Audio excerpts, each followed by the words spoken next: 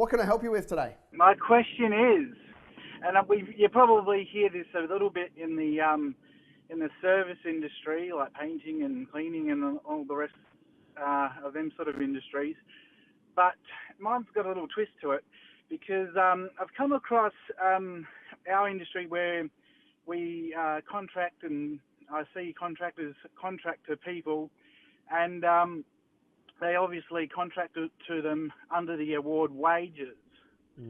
And, that's okay if they're all right with it, I guess, and they don't want to pay super and all that sort of stuff. But I see Christian businesses do it these days, and it disturbs me a little bit.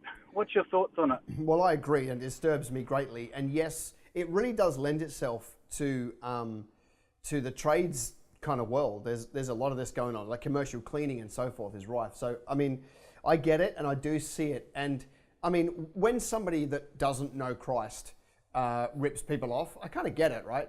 Because they may or may not have a moral boundary. So I get that. But when a believer does it, I mean, it's just disastrous because it's so bad for the faith. It's so bad for the branding. I think, how do you deal with that as a business that chooses to be ethical? I think you've got to all you can do, right, is make yourself as competitive as you can be. So you need to, maybe you need to find other ways to do cost cutting rather than wages to make sure you get the margin that you need. But in my experience, those companies that play those games, they don't last, right? They are flushed out of them. They might do 1, 2, 3 years and then they disappear because they don't make any money either, believe it or not, because they can't get loyal staff. So if you take a long-term view, if you're in business for 5 or 10 years, those cowboys will come and go anyway, and you'll be left standing. Not every customer that buys from us is a price-sensitive customer. So you can be more expensive and still build a great business. You don't have to be the cheapest to win. In fact, every single person in Australia who's got a car didn't go and buy the cheapest car they could get, right? They went and bought whatever they wanted. So some people bought a $9,000 Hyundai, and some people spent a $500,000 Rolls Royce. So not everybody is a price shopper. So I think the way you get around it is you've just got to build an insane amount of value in your presentation or in your company or in your sales pitch to explain why you are not the cheapest, right?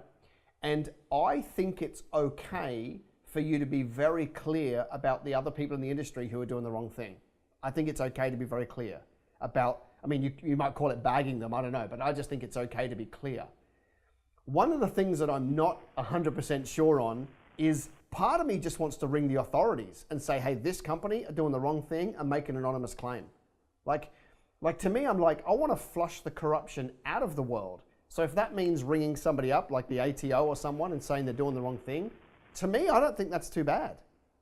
I think we need to call people to a higher standard. And so I'm 50-50 on that one, whether I would actually do that. But part of me thinks it's not a bad idea.